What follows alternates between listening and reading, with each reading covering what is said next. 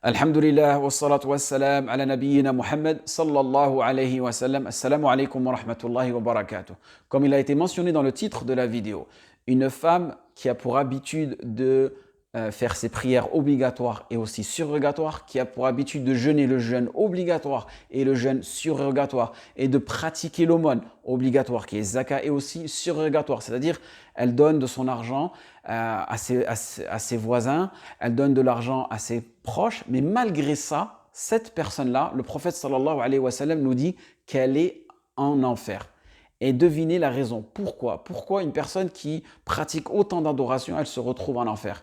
Il a été rapporté dans le hadith d'Abi Huraïta radiyallahu anhu, lorsqu'on a demandé au prophète sallallahu alayhi wa sallam, il nous a dit Hiya min ahli nar. La raison, vous savez, c'est pourquoi? Li'annaha tu'dhi jiranaha. Parce qu'elle cause du tort avec sa langue, d'accord, à ses voisins. Et là, on voit l'importance que le musulman, avoir une bonne relation, on va dire une relation verticale, c'est-à-dire en tant que créature vers le Créateur, c'est important, mais ce n'est pas suffisant. Parce que ce qui nous laisse penser, c'est que voilà, cette personne, avec toutes les adorations qu'elle a, elle va se retrouver au paradis. Non. Parce que le musulman doit avoir aussi une bonne relation, on va dire, horizontale envers les créatures. Malgré toutes les adorations qu'elle pratique, cette personne-là, eh bien, elle se retrouve en enfer, tout simplement parce qu'avec sa langue, elle cause du tort. Ensuite, dans le même hadith, on nous donne l'exemple d'une femme qui, elle, par contre, cette femme-là, elle ne fait que la prière obligatoire, elle ne fait que le jeûne obligatoire, et elle pratique l'aumône, mais vraiment elle fait des petites actions de donation, vraiment des tout petites sadaqats, vous voyez. Par contre, elle ne cause pas du tort avec sa langue à ses voisins. Et elle, le prophète sallallahu alayhi wa sallam, qu'est-ce qu'il nous dit? Elle, hiya min ahli al-jannah. Le hadith, il a été rapporté par Imam Ahmed et aussi par l'imam Bukhari, fil adab mufrad.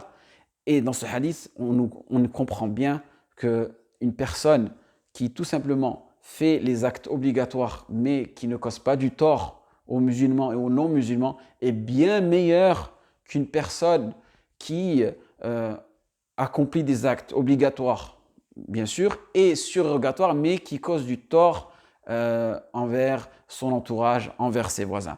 Et ici aussi, on voit la dangerosité de la langue, que le musulman, voilà, il doit essayer de contrôler sa langue au maximum, car ce petit muscle qu'on n'arrive pas à contrôler peut être une raison pour laquelle on peut se retrouver en enfer.